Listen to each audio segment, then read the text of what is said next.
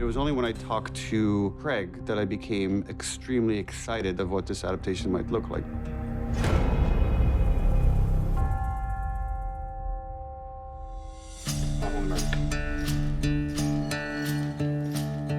We asked Nico Parker to play an incredibly challenging part. We have to fall in love with her. And she also has to be a specific kind of person, very different than the person that Joel is going to meet later in the episode in the guise of little Ellie. It was important for us to present the audience with a Sarah that we felt we could follow for the rest of the series. She's almost the protagonist until disaster strikes. Something that Nico Parker and Pedro Pascal pulled off gorgeously. Nico Parker, my original daughter, my Sarah, she is the person that I live for. Without her, I don't have purpose.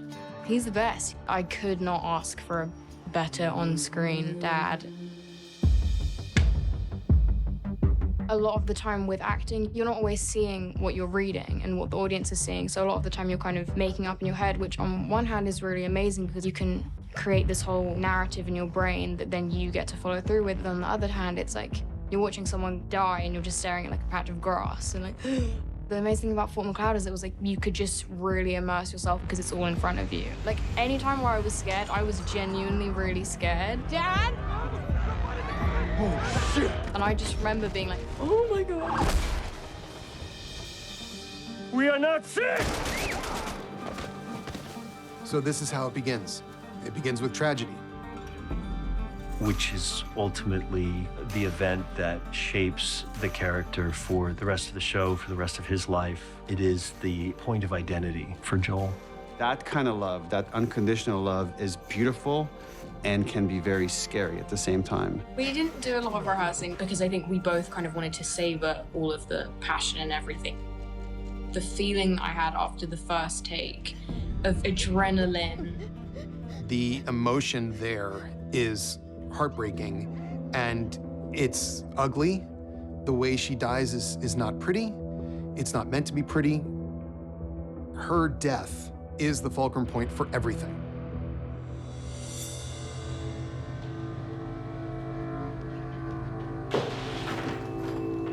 My name is Marlene. I'm the leader of the Fireflies in the Boston QZ.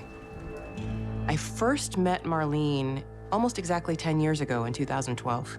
It was to audition for the video game. As far as the HBO series, I don't remember when I first heard about it, but when I did, I was like, Mommy want that. Did I think that they would actually cast me? No, I didn't. The hundreds of people that work on the game make you look like Marlene, make you look like the character and turn it into a masterpiece. It's another thing to step in front of the camera and embody her with my own instrument. And I had a couple of things on my side, which was I grew into her, I aged into her a little bit, and I guess my deep passion and love for her. As a writer, you're trying to construct a scenario where like a person is trying to avoid a fate worse than death. For Joel, it'd be losing a daughter again, and he probably would not survive that. So then how do we put him in a situation where now he has to be with this girl and he immediately tries to reject it? You're gonna do it. The hell we are. We don't have time for this. Joel is a broken man, and he meets this kid. Ellie's not a big fan of Joel when she first meets him. Their initial meeting doesn't really set them up to be the greatest of friends, but I think that's also because they're like similar personalities. They just clash, and they don't know how to relate to each other yet. Asshole! In the final moments of this episode, Joel forgets that the girl that is standing behind him is not his daughter. Primitive instinct takes over. He can't help but act. Something else took control of him in a similar way to how the cordyceps does, except for him, it's a version of love. The most remarkable thing about that moment is that when Ellie watches him beating a man to death, she is activated. Earlier in the episode, when Sarah sees him killing this old woman who's infected, who he has to kill, You killed her. she cries. Baby, I'm sorry. Ellie doesn't cry. Ellie likes it. She likes the idea of somebody defending her like that, and she likes the idea of that guy being punished. And this is where you begin to see the problem. but also the deliciousness of the pairing. These two were meant to be together, but look out.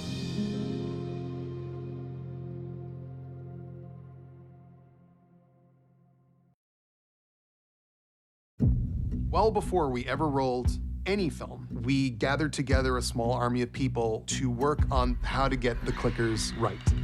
And getting the clickers right means that people who have played the game will go, that's it. And people who haven't played the game are gonna go, oh my God. To present the clickers on screen correctly, my feeling was that we had to make 5,000 decisions exactly right. We brought Barry Gower in. Barry Gower worked on our prosthetics on Chernobyl. He's the best. When we joined the show, we spoke to both Neil and Craig about the design for the clickers, and we started off with a lot of preliminary concept art.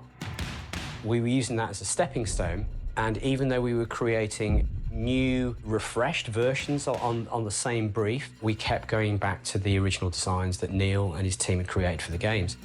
Neil and I were ruthless in our pursuit. The first time I got to see the full prosthetics, I got tears in my eyes. It looked so good, and it was so creepy and beautiful at the same time, and it captured a lot of the things we were trying to do with the game, but it was there in real life. We found some terrific actors who were fans of the game and understood the movement, and we're really happy with how it all turned out. One of the changes that Neil and I felt we needed to make early on was the way the fungus would spread. Obviously, we did a lot of research on fungus and cordyceps. Neil and Naughty Dog, of course, had gone through a lot of that stuff as well. We started looking at something called mycelium, which are these threads that make up fungus. In the game, it spreads through biting and saliva, but it also can spread through the air, through spores. And while that works in a video game environment, in real life, spores move around everywhere. And it's just harder to buy into the notion that spores localize and don't spread.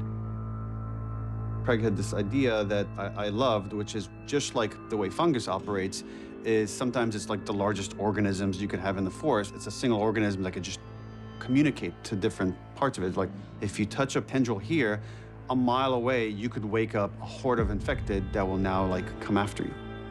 Indeed, there is this thing called the wood wide web. Fungus can communicate chemically over insane distances. They are remarkable organisms, and unfortunately, in this case, also terrifying.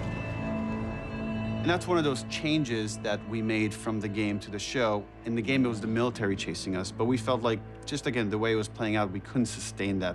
And I believe it's actually more dramatic and kind of interesting than what happens in the game.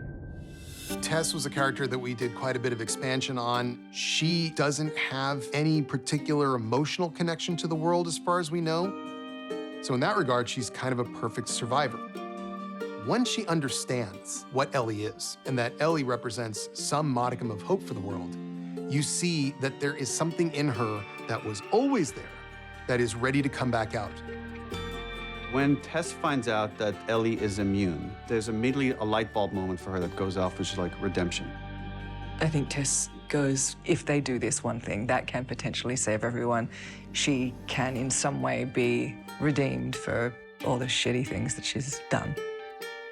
Even in getting bit and understanding that her life is going to end, she is even more committed to hope and inspires Joel to move on with Ellie for just a little bit longer.